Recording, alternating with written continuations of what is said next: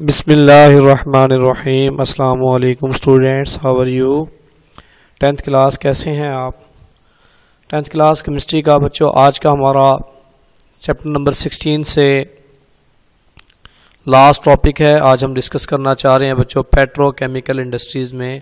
आज हम चले गए हैं और आज हम देख रहे हैं कि पेट्रोलियम कैसे हम प्रिपेयर करते हैं।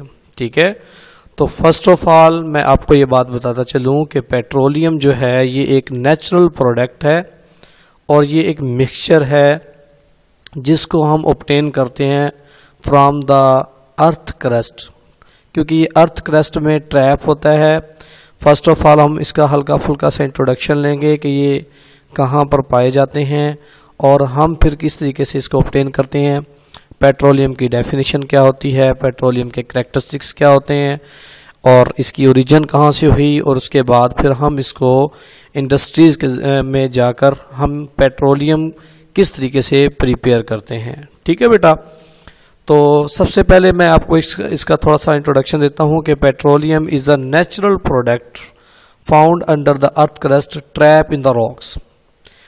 दरअसल पेट्रोलियम जो है बेटे देखें ये दो लफ्ज़ों का मजमू है, पेट्रो एंड ओलियम। ठीक है, पेट्रो मीन्स रॉक्स, ठीक है, एंड ओलियम मीन ऑयल्स। मतलब कि पेट्रोलियम जो है ये रॉक एंड ऑयल का मिक्सचर है। ठीक हो गया, मीन्स कि हम इसको अर्थ क्रस्ट से, क्योंकि जो इसकी फर्स्ट 2 लेयर्स होती हैं वहां से बेटे हम पेट्रोलियम को ऑब्टेन करते हैं। ठीक हो गया, पेट्रोलियम।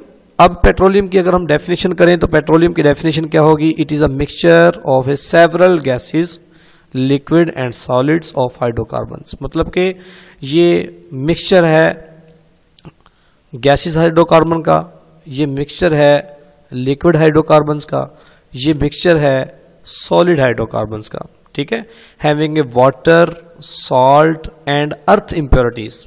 इसमें वाटर भी होता है, कुछ सॉल्ट्स भी होते हैं, कुछ अर्थ इम्प्योरिटीज भी पाई जाती हैं। ठीक है, तो ये हो जाएगी बेटे इसकी डेफिनेशन। पेट्रोलियम के अगर आपसे डेफिनेशन आ जाती है कि डिफाइन पेट्रोलियम, तो आप कहेंगे, आप लिखेंगे इसमें it is a mixture of A several gaseous hydrocarbon, liquid hydrocarbons, solid hydrocarbons which containing water and salt and also contain earth impurities।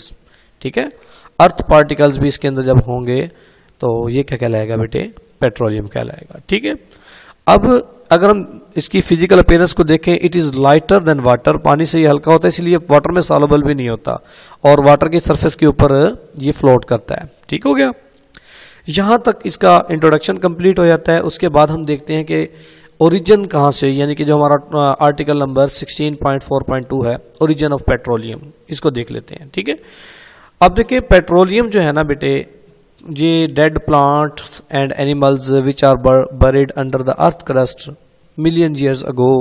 ये बात हम पहले भी जान चुके हैं जब हमने फॉसिल फ्यूल की स्टडी की, और चैप्टर नंबर 11 एंड 12 जब हमने हाइड्रोकार्बन्स वाले चैप्टर्स को डिस्कस किया था तो मैंने उसमें आपको डिटेल में ये बात बताई थी कि जितने भी ज़्यादातर ऑर्गेनिक कंपाउंड्स हैं, जब हमने कोक वगैरह, कॉयल एंड ऑयल्स वगैरह को बेटे निकालने के लिए बताया था, तो मैंने बताया था कि ये जितनी भी चीज़ें हैं ये पाई जाती हैं अंडर द अर्थ क्रस्ट। ठीक है ना,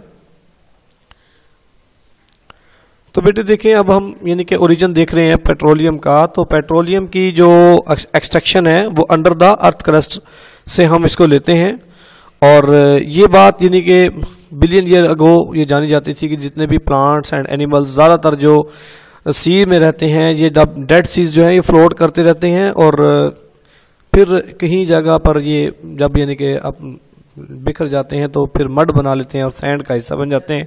फिर उसी में से ही हम इन जानदारों को यानी कि एक्सट्रैक्ट करते हैं, और जिस तरीके से ये सैंड एंड मड बनाते हैं फिर उसकी बेटे डिकम्पोजिशन होती है और ये रॉक्स में जो है ना तब्दील होते हैं। फिर हम इनको जो है इनकी ड्रिलिंग करने के बाद हम इनको निकाल लेते हैं, और जब ये ड्रिलिंग करने में जब हम निकालेंगे तो हमारे पास जो शुरू में पेट्रोलियम ऑब्टेन होगी वो क्या होगा बेटे, क्रूड ऑयल होगा। ठीक है, तो वो जो क्रूड ऑयल होगा फिर वो हम उसको सबसे पहले क्या करेंगे, रिफाइनिंग करेंगे। ठीक है, तो यहाँ तक इसकी ओरिजिन है कि इसकी ओरिजिन को जो वैसे हम थोड़ा सा यानी कि रीड आउट भी कर लेते हैं कि petroleum was formed by the decomposition of dead plants and animals buried the earth under the earth crust million years ago. It is believed that the millions of years ago living plants and animals in the sea died. Their bodies sank and buried under mud and sand. Then the decomposition process took place in the absence of air and high pressure. ये इसका एक principal है कि जब अगर आप इसको obtain कर रहे हैं तो दो चीज़ें, दो कंडीशंस आपने अप्लाई करनी है। Number 1 absence of air, high pressure and high temperature, दो यानी कि ये आपने कंडीशंस अप्लाई करनी है इसको ऑब्टेन करने के लिए। ठीक है, और बैक्टीरियल इफेक्ट की वजह से जब हम इसको ऑब्टेन करते हैं, this process took the million years for the completion, इसको तकरीबन मिलियन ईयर्स लग जाते हैं इसको कंप्लीट करने में। Thus the remains of dead plants and animals were converted into the dark brownish viscous crude oil, मतलब कि वो क्रूड ऑयल को हम ऑब्टेन करेंगे। जब आप इसकी ड्रिलिंग करेंगे और इसको ऑब्टेन करेंगे तो वो क्रूड ऑयल बनेगा।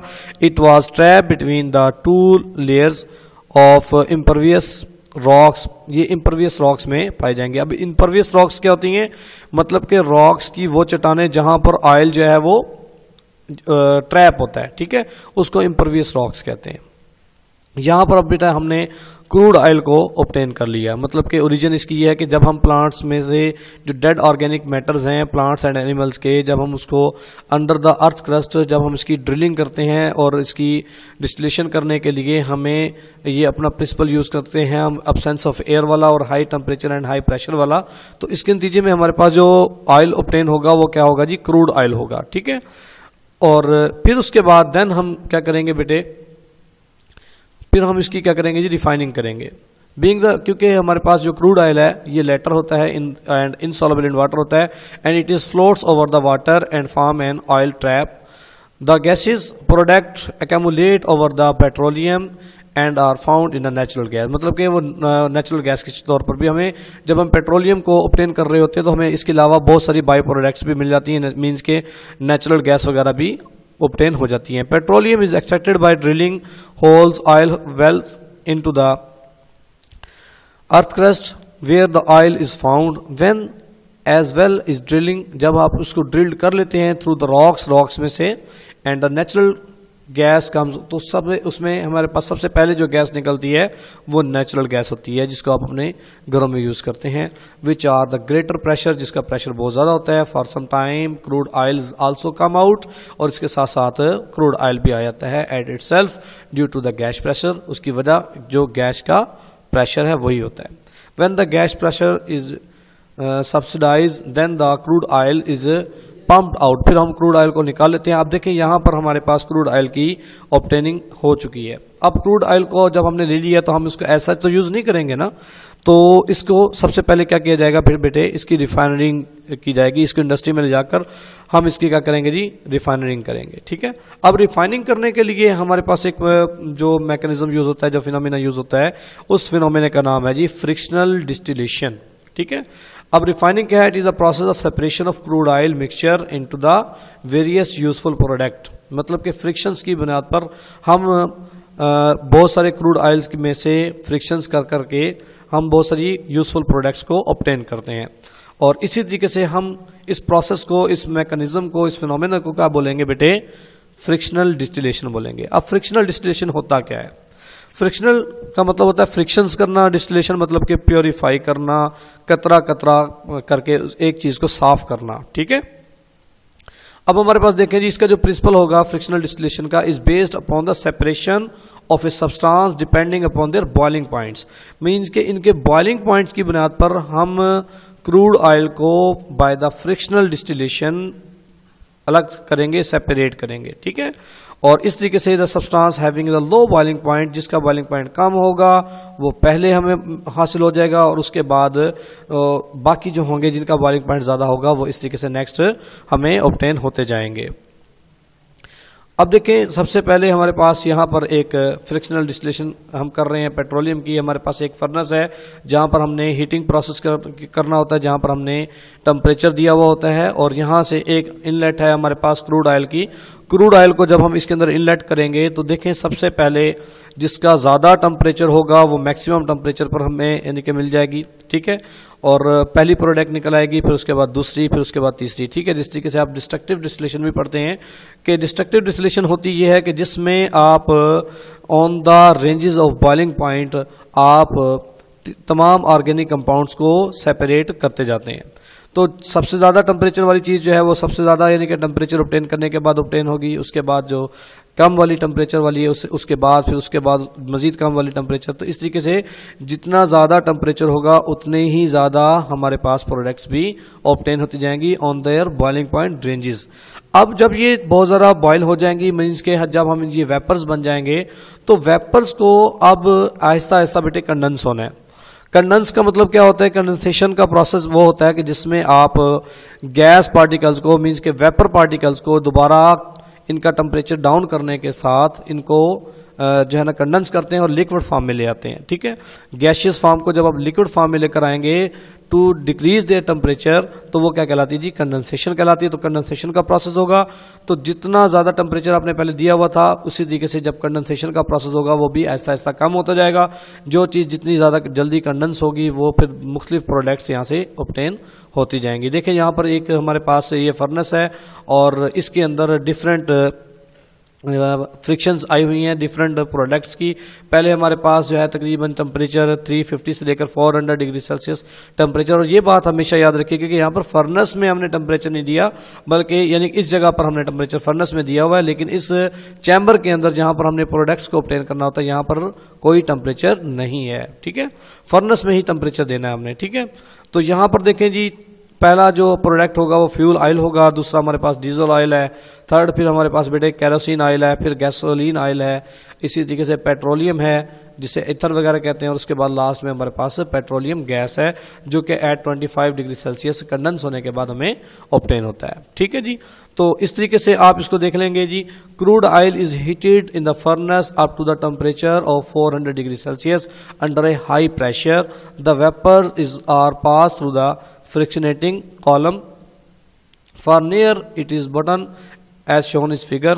Hot vapors is rise up, जितने ज़्यादा वेपर्स होंगे वो जल्दी राइज अप होंगे और वो ग्रेजुअली कूल डाउन होंगे। कंडेंसेशन का प्रोसेस होगा such as the vapour is higher the boiling point, जिसका बॉइलिंग पॉइंट ज़्यादा होगा। फॉर एग्जांपल अगर हमारे पास 350 से 400 डिग्री सेल्सियस टेम्परेचर, तो कंडेंस भी फर्स्ट होंगे, ठीक है।